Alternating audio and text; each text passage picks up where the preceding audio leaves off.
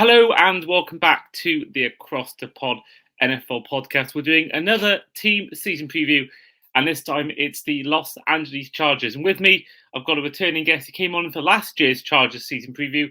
Back with me today, it's the Touchdowns, Lee Wakefield. Lee, how are you? Yeah, very good. Thank you, mate. Yeah, very good. Good to be back on. Glad to be back and talking some Chargers football as we obviously head towards training camp now. So, yeah, no, looking forward to this one. Yeah, it's interesting time coming for the Chargers. I mean, looking at the main ins and outs, the main ins include the likes of Alex Leatherwood, Will Disley, J.K. Dobbins, Gus Edwards, seemingly the whole Ravens running back room, Bud Dupree, DJ Chark, Hayden Hurst, as well as exercising the fifth-year option on Rashawn Slater, the offensive lineman. And then outs include the likes of Corey Lindsley, Mike Williams, who went to the Jets, Eric Kendricks to the Cowboys, Austin Eckler, Easton Stick, Will Clapp, Gerald Everett, Kenneth Murray, Jalen Guyton, Joshua Kelly. Drafting-wise, your main selections, just a few highlight ones were fifth overall pick in Joe Alt out of Notre Dame, the offensive tackle, wide receiver Lad McConkey out of Georgia, and linebacker Junior Colson out of Michigan, as well as Justin Ebokabi, defensive tackle at Alabama, and I probably have completely mispronounced that name. Other ones include Tahib Still, cornerback out of Maryland, Cam Hart, cornerback as well, out of Notre Dame, and then finally Kimani Vidal, running back out of Troy, Brendan Rice, receiver out of USC, and another receiver in Cornelius Johnson out of Michigan. Overall for you, Lee, a lot of ins and a lot of outs. Your overall take on the off-season for your team? Yeah, it's the outs that catch the headlines, especially with the ones at the top there that you mentioned. You know, the two big wide receivers leaving the franchise. Obviously, two wide receivers who have done a lot of good. Especially Keenan Allen, obviously being a bit of a franchise, well, not even a bit of a franchise legend, an absolute franchise legend.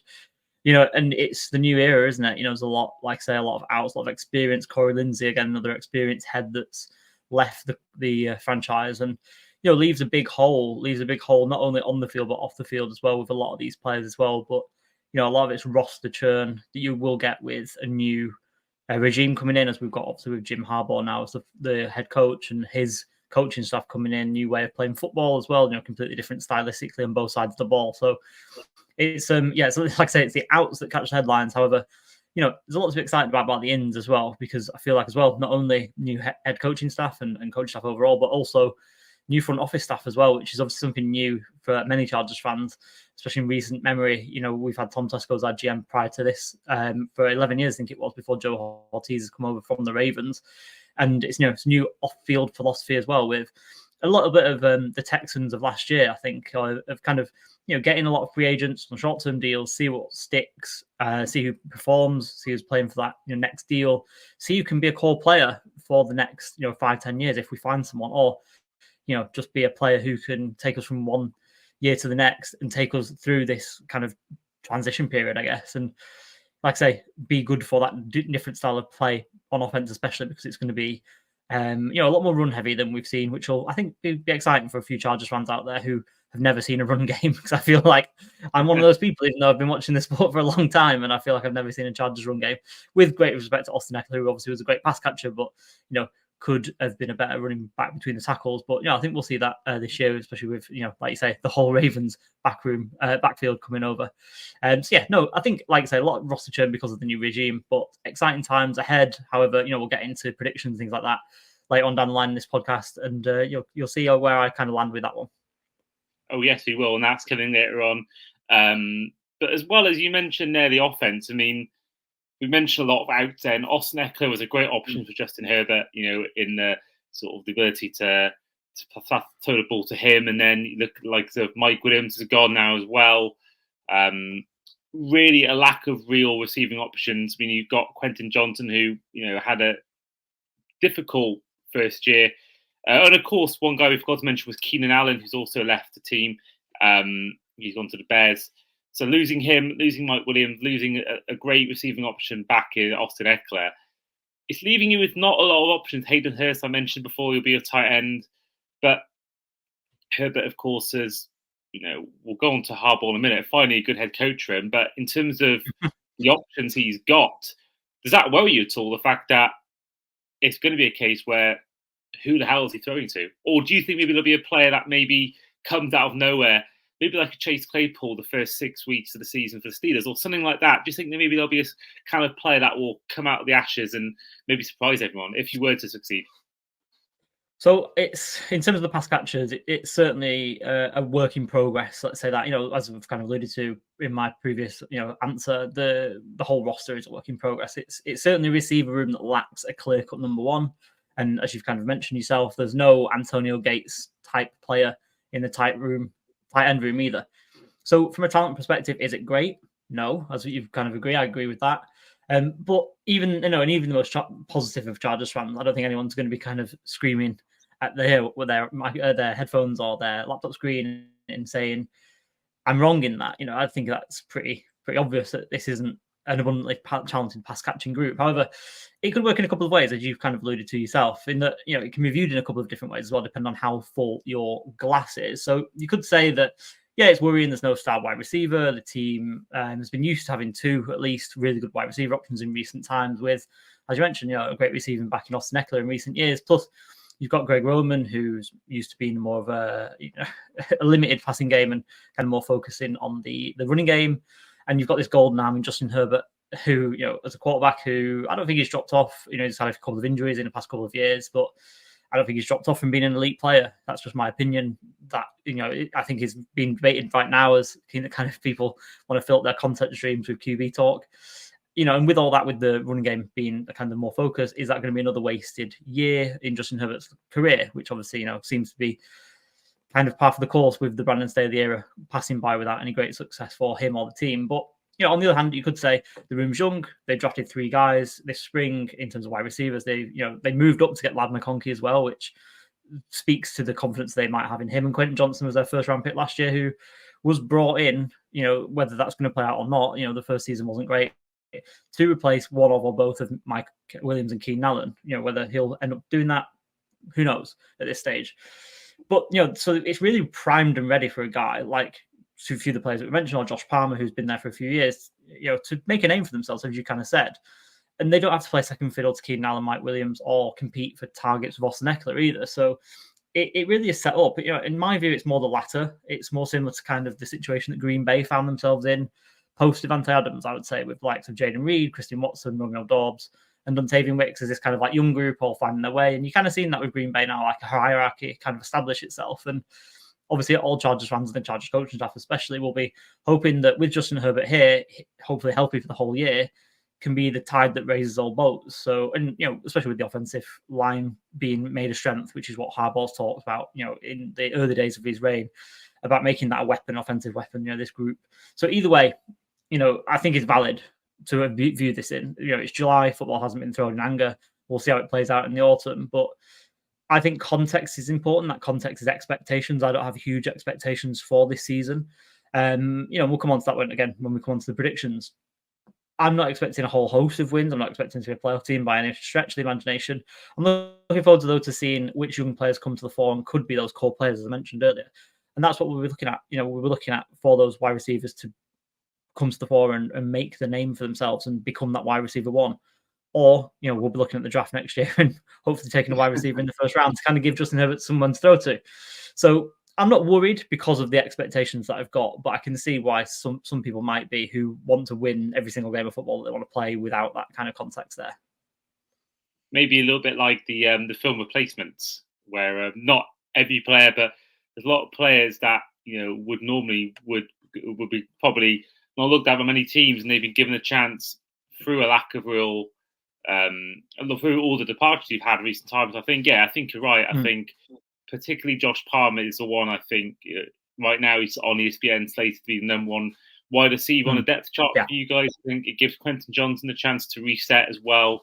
And I think whilst especially being in the division with the Chiefs, you probably have got low expectations, but I think certainly you can either almost use this as a year for the players to get used to Jim Harbaugh's system, to sort of just get reps in the NFL and get some snaps in. And I think that can only do them a favour. Again, it's that real, there's no expectations, really, there's no pressure. And therefore, you can almost be a bit freer, and it's not, you're not constantly bound by, like Bills and Bengals and all these teams are sort of constantly in recent times are bound by these in their head, these thoughts of, well, we've got to try and win the Super Bowl this year. The window's open for us now. We've got to make the most, and there's pressure on us to win it by the fans. The Chargers probably have I can't imagine many fans are expecting a playoff appearance. Maybe a wild card sneaking in and maybe bowing out the first one, but no one's expecting this team to go and make an AFC title game. No one's expecting them to even finish probably, in the top 7-8 seeds in the whole conference. So I think that almost brings about a little bit of freedom, and almost might make you perform better than you would if you had pressure on you. I think that it can go one or two ways. Players could just be not very good, and they could be out within a year, or this could be a year where you find some gems that maybe you win the ball. We're talking about Austin Eckler. Of course, I believe he was undrafted in the NFL. And look how he's turned out. Yeah. He had a great first few years. Obviously dropped off a bit last year, which is probably why he didn't stay on. But I think there's plenty of players out of the Dak Prescott fourth round pick. A lot of these players, it's not always the top picks that are the best players. Think about maybe the 20 best NFL players in history. I reckon you did a list. I reckon not even half of them were in the first round. You think of Joe Montana, Tom Brady. He was on pace to be a Hall of Famer. Antonio Brown was like a 5th, 6th round pick. Travis Kelce, Cooper Kupp. All these players you think of have been so great in the NFL. Not many of them are being picked in the first round, and there's probably a reason for that. There, you go through all throughout your time in college and high school as the man. You probably expect things to go. You probably don't have that as much drive and much gut and determination. Whereas if you are someone who has been a bit doubted or hasn't expected to be doing much, that gives you that extra drive to go and prove maybe all the other teams wrong, or prove the media wrong, or anything like that. So I think there's definitely reason to have some sort of optimism. And of course, part of that goes down to Jim Harbaugh, who won a national championship with Michigan years ago. He did make a Super Bowl with the 49ers. He did ultimately play his brother John in what's known as the Blackout Bowl as well as the Harbaugh Bowl. But of course, we also saw, with maybe for different reasons than maybe with Harbaugh, but we saw Urban Meyer, great college coach, come into the NFL, and we all know what happened there. Didn't last the season. A lot of controversy. Now, I doubt there'll be controversy with Jim Harbaugh, but there could be some teething problems. This is the guy who hasn't been a head NFL coach for 10, 11 years now. I can't think what year. It might have been 2013 when he left the Niners. And,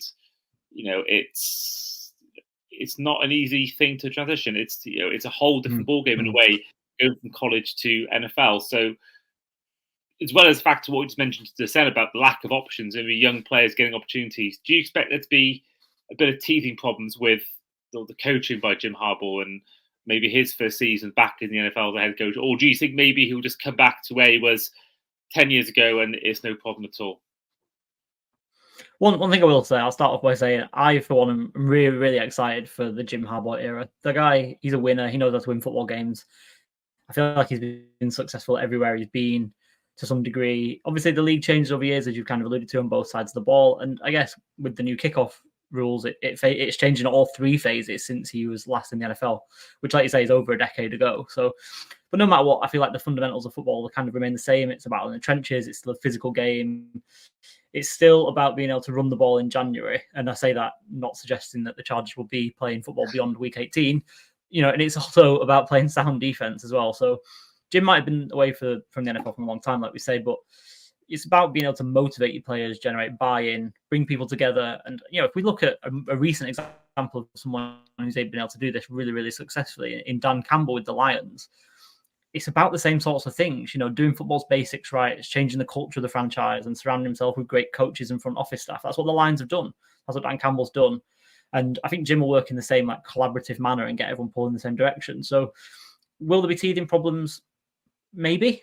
Yeah. Like you say, there's a lot of young players that are involved in this roster right now. And that is a potential, there's always potential for teething problems with that.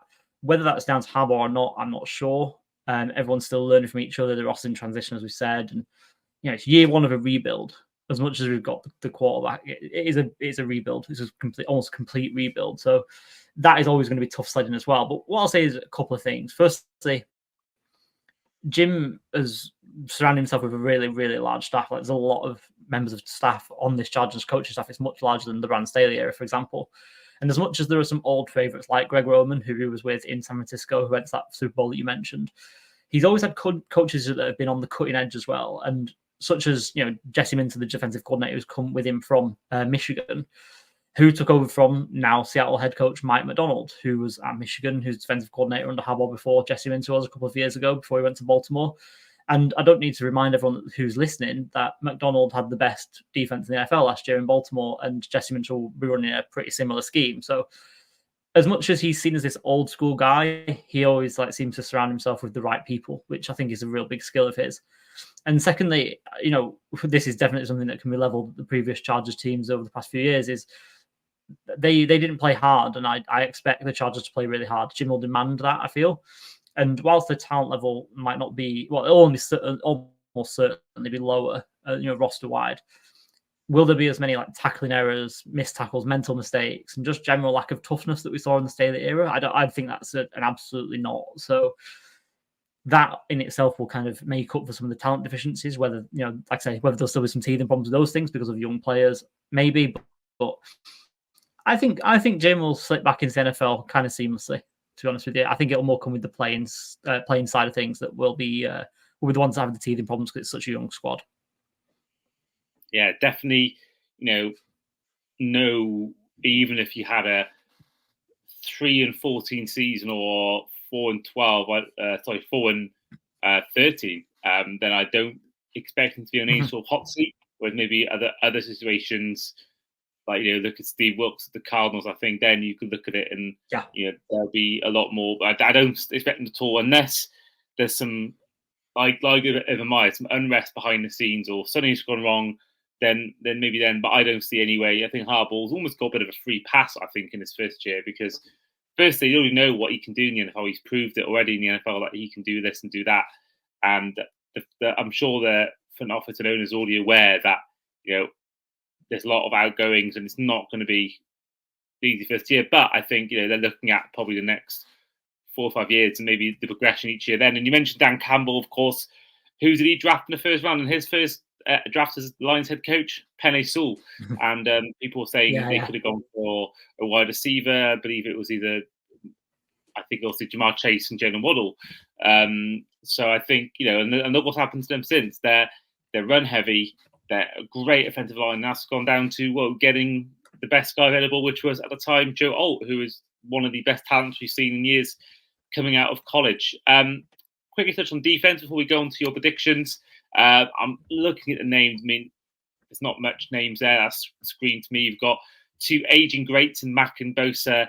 You've got a couple of good players in secondary, the likes of, Asante Samuel and Derwin Jones. But if I'm honest, I'm looking at that depth chart now and the defense you've got, and it's not, you could almost say if the offense was struggling, if you've got a good defense, that could almost win you 9 games, win you 10 games to do it that way. But I'm looking at, and unless I'm wrong, maybe there's some players that you know more about than me. I just looking at that defense, I'm thinking, how are they going to, stop teams scoring points? I just don't see many great options there in your defense. Yeah, it's definitely the weaker side of the ball. I think we can talk about exciting players on offense a little bit more easily than we can on defense. I think what the hope is first of all, the front will get a lot of pressure. I think Minter's system is going to allow for that. If you look at the 4 edge rushers, as much as Khalil Mack is getting on a little bit, he had a good season last year. He's looked pretty strong since coming over from the Bears in that trade a couple of years ago.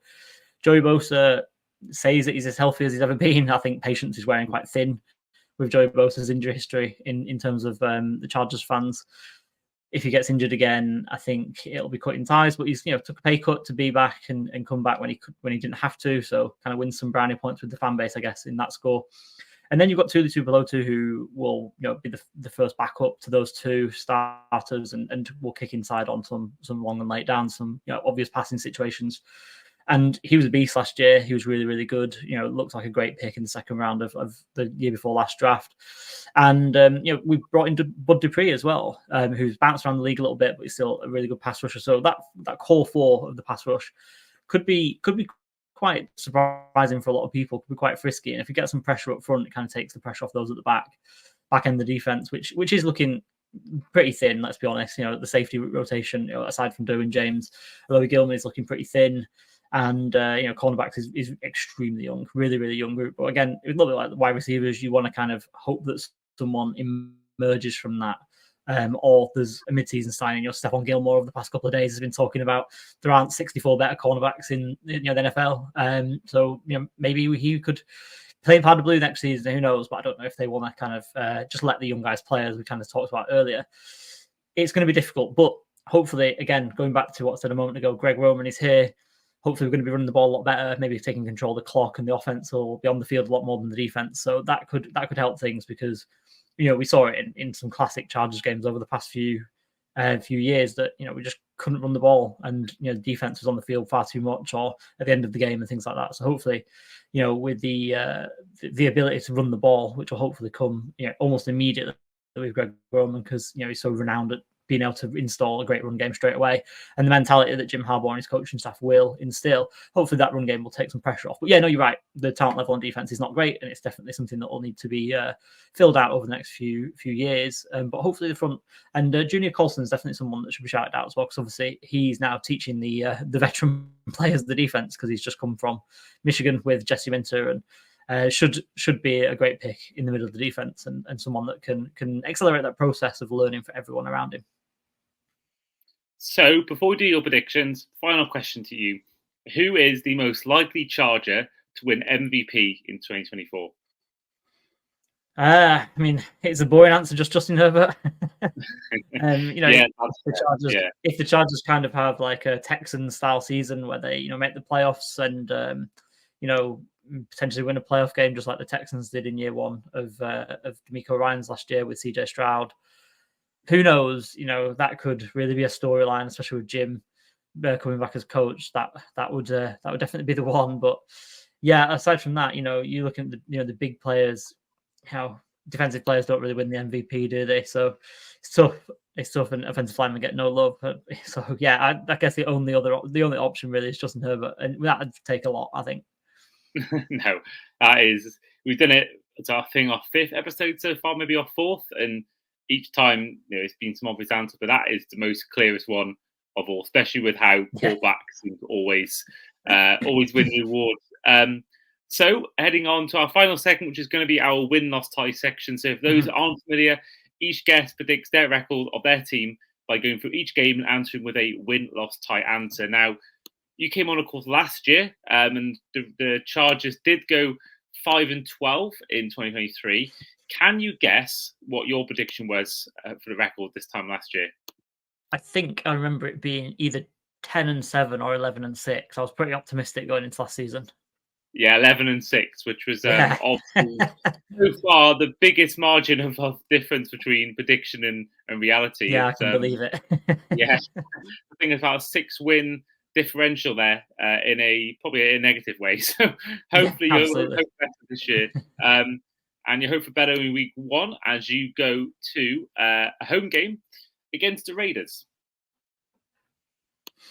Yeah, I think the Jim Harbaugh era gets off to a win. I think it's not the toughest of openers, especially at home. I've not been impressed with Las Vegas' off-season too much. So yeah, I'm going to go for a win. I'm going to go for a win in the opener. Okay, and the next one is actually our next team season preview. It's a road game against the Carolina Panthers. Yeah, this should be a win against a team that will once again, I think, be one of the worst teams in the league. So yeah, as much as I'm saying I'm not going to be optimistic, I've predicted 2 wins to begin, but we'll see where that goes from there. But yeah, another win against the Panthers on the road there. Okay, and then week 3, back on the road again, this time against the Pittsburgh Steelers. Yeah, I don't see this being a win. I think this is a loss. I think this will be a game that they might keep close-ish. But yeah, talent level will be lopsided, especially like you say with the defense, even against the Russell Wilson-led Steelers, which will be strange in itself. Yeah, that is. I don't know how I'm going to feel about that. Obviously, we've seen him move teams since Seattle, Denver. I didn't think that looked right at all. I don't think I said before I can see him just wearing black next season. I could just see the Steelers or the Raiders. I could just see one of the two. And yeah, I think the Pittsburgh Steelers, I know we'll talk about them in their own season preview coming up later on down the off season. But I think if they can win 7, 8, 9 games, make the playoffs with Mason Rudolph and Kenny Pickett, Wilson is, even though he's had his faults in recent years, he's still double the quarterback than either of them are. So I think if they can make playoffs with Mason Rudolph and Pickett, I think the Steelers could be, obviously they're in a tough division. That could be a downfall. I think all four teams in that division. I think it's the toughest one to win at the moment. But I think, surely, we were saying the same thing about the Broncos when Wilson joined them. They had 7-8 wins as Drew Lock. But I just think that, this team has to surely make the playoffs. I think anything. Mike Tomlin is just an X factor as well, isn't he? He just won't be beaten. So he's the X factor for sure. Well, I will say that. I'm sorry, we're turning into a bit of a Steelers episode here, but I want to tell you about their stretch down the run. They run down the stretch. Let me get it up for you because it's pretty brutal. So they have a bye week in week 9, then from week 10 to week 18, they have Commanders on the road, Ravens at home, Browns on the road, Bengals on the road, Browns at home, Eagles on the road, Ravens on the road, Chiefs at home, Bengals at home. That's pretty brutal. I look at a bit of a harder schedule than that, and I think that's probably his most likely season now to get a losing record. I think they can still make the playoffs even with that. Yeah, that's a brutal stretch. A lot of divisional games in that, a lot of tough road games late in the season as well. So that'll be well worth watching. The AFC North always is, isn't it? So Steelers fans have got a roller coaster season ahead, I think. Yeah, absolutely. I just love the North divisions. I love the NFC North especially, but the AFC North I think is this year especially I think really fascinating. We started 2-0. You've gone 2-1, and it didn't get any easier. Your next game before your week 5 bye is against the Chiefs.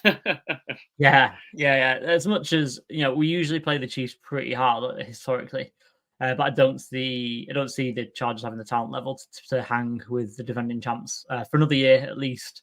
However, I do think this will be kind of Jim Harbaugh's Ohio State. He'll want to dethrone the Chiefs eventually. It'll take a couple of years to do so, I think, if not longer. But that's what he'll have the big target on the Chiefs' back, I think. But no, this is definitely a loss, almost certainly. I hope you'll be hoping to knock them off their perch, as one man famously said. Week 5, you got a bye week. Now, what's your thoughts on that? Because for me, that is, I think, the worst time. I think the first bye week to have, that is the worst you can get. Because I think, I don't know what you think, but I think personally, you want ideally a bye week around week 14. You want that little bit of a rest before going into the crucial part. I just think that week 5 is extremely early, and that's why I think the Chiefs could struggle, because I think their bye week is week 6 this year. So I think that could be their downfall. But yeah, are you sort of in the same thing? Are you sort of in the same mind about that? The fact that it's a really tough week to have a bye week.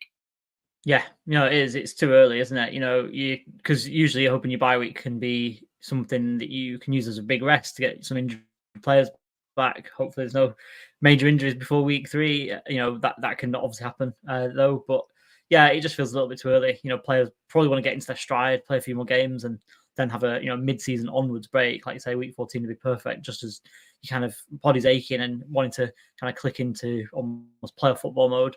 And yeah, thanks to the NFL, this is our second year in a row having a week 4 bye week, which I don't think is very fair, to be honest. But I guess I don't know how they do it. But it's not great. Second year in a row for the Chargers. Just proves that the NFL loves the Chiefs and wants them to win. Well, they're giving you a nice little present after week 5. You got against who I think might be the worst team in the AFC this year, road game against the Broncos in week 6. Yeah, you say that. However, the Chargers haven't won at Mile High more than once since 2016. We won an overtime game in 2022 and haven't won since 2016. So It shouldn't be horrifically cold weather in mid-October. So that can sometimes be a massive factor, can't it? With the wind chill and everything else that can go on in there in terms of snow. But I'm just not going to bet against history on this one. As much as it's Jim Harbaugh, as much as it's a new era, the tide has been pretty one way when the Chargers got to Mile High. So I'm going to predict a loss for that one and hope to be surprised. Hey, maybe this season you can change that record. Maybe that record is there to be broken, and you could go in. I think it's the best year to do it, because I think the Broncos, I don't have much faith in them at all. So I think you win that personally, but I can also see why you wouldn't think that either. Week 7 is a road game against the Arizona Cardinals. Mm-hmm. I really like what the Cardinals have been doing, what they've been brewing for the past couple of years. I think they're at least 12 months ahead of us in their development curve, and yeah, they're shaping up in what is another tough division, with some really good head coaches. So I'm actually going to predict a loss for this one. This one might be a bit of a surprise, but yeah, I'm a kind of closet Cardinals fan in a way, because I feel like they've done a lot of good things over the past, like I say, 24 months. Is that why? Is there another reason why you sort of have a soft spot for the Cardinals? No, just like I say, I just like the moves that they've made over the past couple of years. I'm not even, I'm not even a big Kyler Murray fan or anything like that. I think he's quite overrated, but I just think they're a bit ahead of us, and we're in year one. They're probably in year three now of their kind of rebuild, and like I say, at least 12 months ahead of us. So yeah, I'm going to chalk this up as a loss. Do you have sort of like not NFC team? I don't think people should have two teams, but is there sort of, because I always say that my favorite NFC team has been for years the Bears, and I always they're sort of team I sort of secretly root for, in inverted commas, sort of on that side of the conference. Yeah, they're sort of any team in the NFC you sort of, obviously not maybe our second team, but they're a team like myself, like the Bears for me. The way that you have that sort of a little bit of a soft spot for, where you want them to do well, and you hope that you'll be the ones playing them in the Super Bowl come February. Yeah, I mean, maybe not that last bit, but I think I gravitate maybe towards a couple of coaches more than anything, and obviously their teams because of that. But I hope I don't play them in the Super Bowl, because the teams that I kind of think of this about is the 49ers with Kyle Shanahan, and then the Rams with that's two coaches that you just don't want to play in the Super Bowl. So definitely not that last bit. But yeah, the 49ers and the Rams definitely teams that I admire, I would say. And historically, that had been the Seahawks as well. So basically, the whole NFC West, all the non-Cardinals teams in that division. Because I was a big fan of Pete Carroll as well, and the defensive mindset that he brought to that Seattle team. That's not so much now. That's more of a Pete Carroll thing. But yeah, I definitely don't want to play Sean McVay or Kyle Shanahan anytime. But yeah, I like those teams. Good offensive strategists. I wouldn't mind playing Shanahan with his record in big games. Well, that is true. Yeah, that is true. Playing Shanahan. Regular season, win one at one point. Not. He's going to win one at one point, so hopefully not against the Chargers. No, I mean, that would be going back to, if I'm right, going back to an old Super Bowl. I think Chargers' only ever appearance came against the Niners. Yeah, that's right. 1994, I think. 94, that's right. I think so. Yeah, no, I do think, though, Shanahan, as much as he's not doing well big games, it has been against the Chiefs, and Mahomes is, a special talent. I think you put him against, I don't know, like the Chargers or the Broncos or the Steelers, for example. I think he'd probably get it done. I do think that. Then again, you further back his time with the Falcons, again against a great Tom Brady, but he also had some questionable decisions when he was coordinator there. So yeah, definitely not McVay. McVay is the opposite of that. He is someone you would put your money on in a big game to win it, and I love McVay myself. He's a great guy.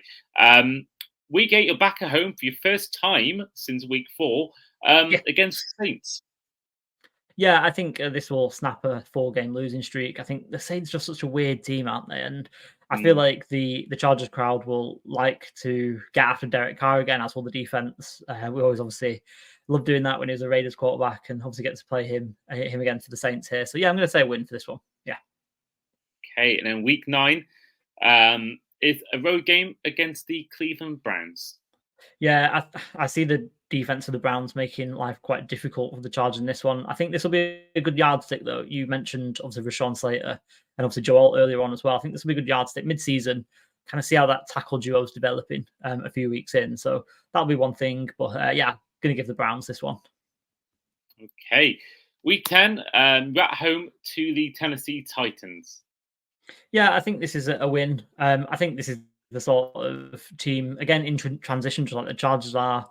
I think this is one they'll have circled, that, not to have like a 3, 4, 5 win season. I think this is the sort of game that they've got to win at home against the young quarterback. So yeah, a win for this one against the Titans.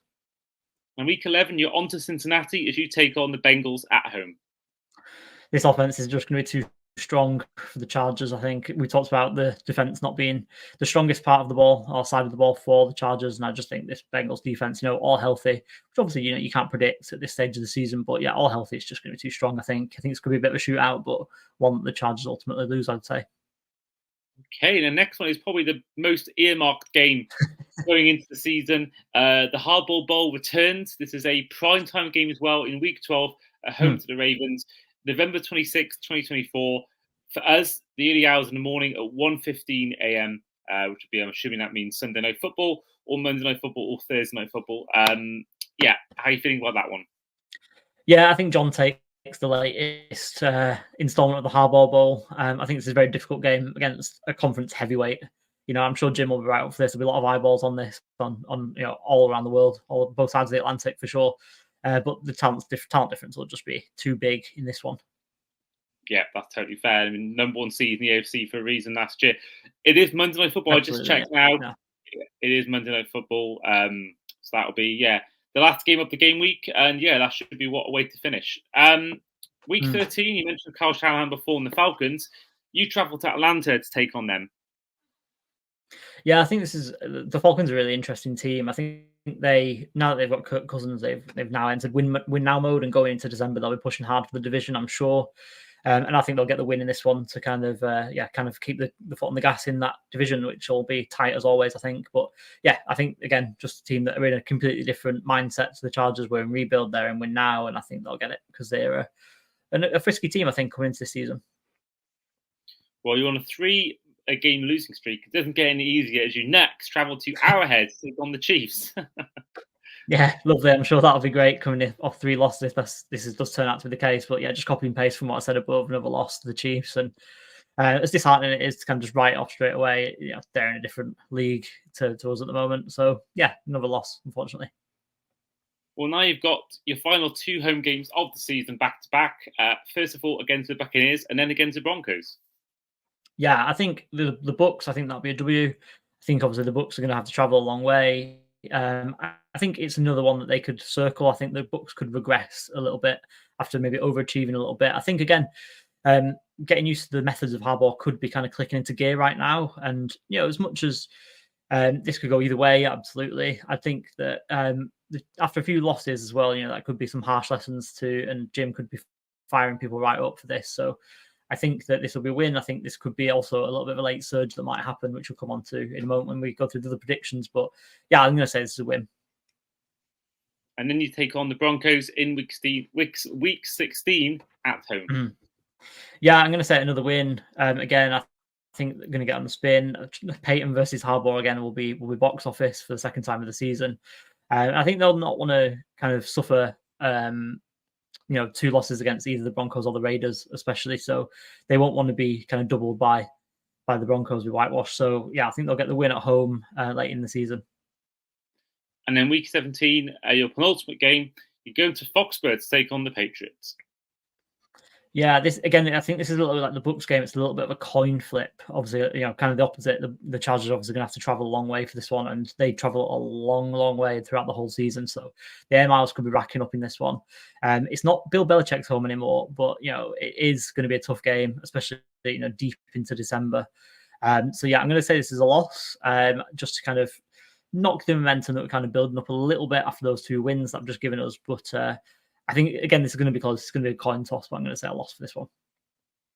Finally, you played the Raiders in week 1. You're playing the final game as well, but this time in Vegas.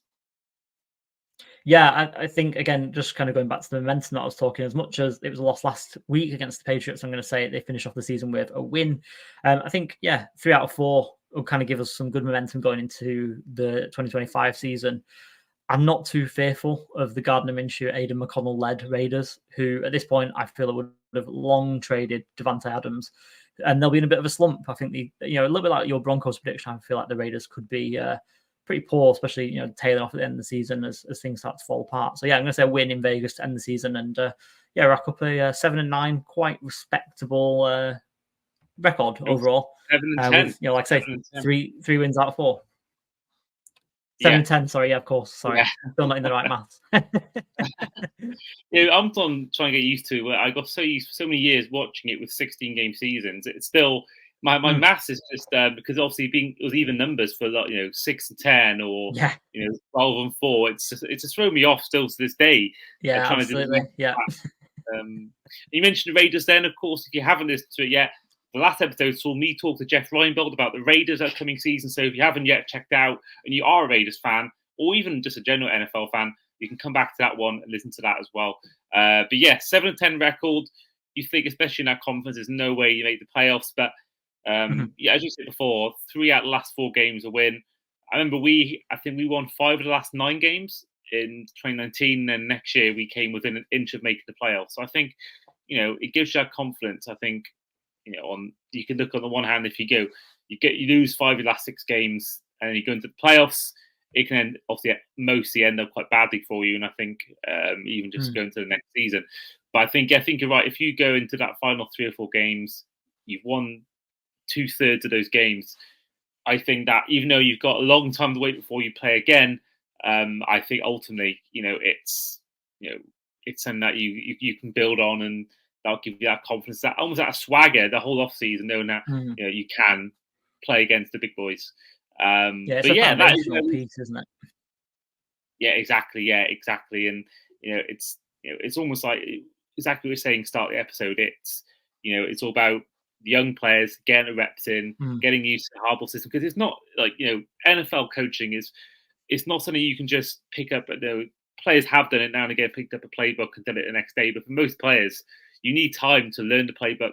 That's why keeping this coaching staff and everything as they are is so key, because that's why you see a lot of average quarterbacks. They'll do well in one system and look really good. Then they'll get that trade because they're the backup, and then they go to another system and look nowhere near as good, because they're used to a whole new system. They haven't got used to that yet. And I think ultimately, if you can keep that core together, getting used to Harbaugh's system, all the rest that comes attached with it, I think that almost is the win itself. And you can go into next season with the hope. So yeah, I think there's definitely reasons to be positive, even if it's not necessarily a positive record going into the 2025 season. Yeah, absolutely. Yeah, like I say, it's a multi-year project. Build the foundations this year. See who comes to the fore, see who makes a name for themselves, see who becomes a core piece, and then build from there. It's almost like the foundation year if you're in university or college. Yeah, absolutely. Yeah. Getting yourself accustomed to university life, getting yourself, accustomed to the course, and then you go into the next year and you go from there. So and of course, most degrees are 3 years long, and that's the average time of an NFL head coach. So I quite like that. I'm going to use that more. Very good. But yeah, that is where we will end it today for this podcast. So once again, a huge thank you for Lee coming on today. No problem at all. Yeah, great to come on again as always. Great to speak to you and talk some Chargers football as well. And of course, you are technically my boss as well as Simon Carroll at the touchdown. So you are, you do a lot of editing there. You always look at my articles and you do articles yourself. So for those that are listening, first of all, where can they find you on social media? Actually, if you are watching, you can see it now. But if you are listening, then Lee, tell the viewers, all the listeners, how they can find you on socials, and also what we can look forward to from yourself and the touchdown in the next few weeks. Yeah, so at Wakefield 90 is my Twitter handle. You'll be able to see it on screen. That's just my name and the number 90. And like you said, I definitely don't feel like anyone's boss. So yeah, thanks for that. But yeah, no, at the touchdown NFL. Like you say, we're moving to training camp, as we said at the beginning of the episode. So we're looking forward to some training camp previews and just kind of ramping up our content really after a quiet off season. We all need some time off. After the draft and kind of ramp up after that. So yeah, we'll be getting rolling, like I say, with some divisional previews, so some kind of work throughout the off season, and then the season will come around really, really quickly, won't it? As it always does. So yeah, kind of at the Sunshine NFL for all that stuff. You'll be getting, of course, I have done a Jets piece, which will be coming out at some point in the next few weeks. I will be writing up on my experience at the Loughborough event, NFL Academy event. That'll be coming out, well, from when this podcast was released, probably the week you're listening to at the moment. That'll be out then as well. And yeah, obviously I'll be bringing up some more content throughout the season, and hopefully some, like I did last year, some in-person content at the training sessions and at the games themselves. So yeah, looking forward to carrying on with you guys and doing the work then. So looking forward to all of that.